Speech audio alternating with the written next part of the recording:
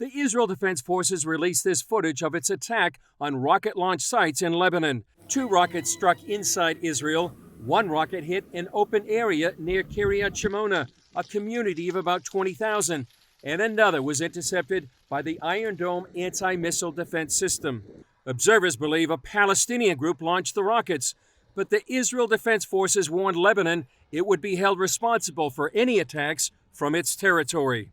The attacks came as several thousand Lebanese marked the 1-year anniversary of the horrific explosion at Beirut's port. The head of Lebanon's Maronite Catholic Church called for accountability for the explosion. We're here to demand truth and justice. This land will remain a stain until we know what happened in the Beirut port. The catastrophic blast tore through the city and accelerated Lebanon's descent into a failed state. The worst crisis, some say, since the 19th century.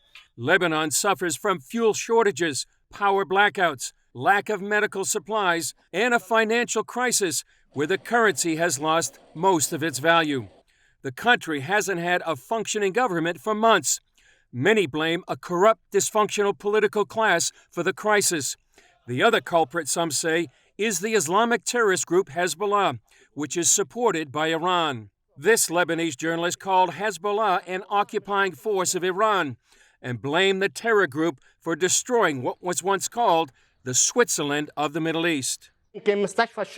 Lebanon used to be the hospital of the East, the University of the East, the School of the East, and the Bank of the East. Hezbollah has destroyed everything. We no longer have hospitals. Our hospitals are being shut down because they have no fuel.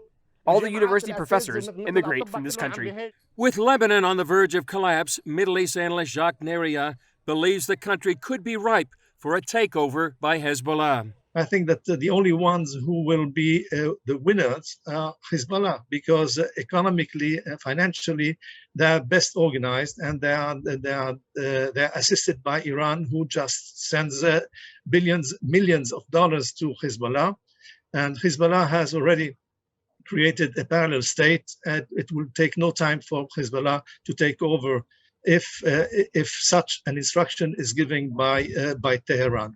The fall of Lebanon would have disastrous consequences for Israel and the Middle East, including more attacks and warfare against the Jewish state in the future, and giving Iran more power in the region. Chris Mitchell, CBN News, Jerusalem.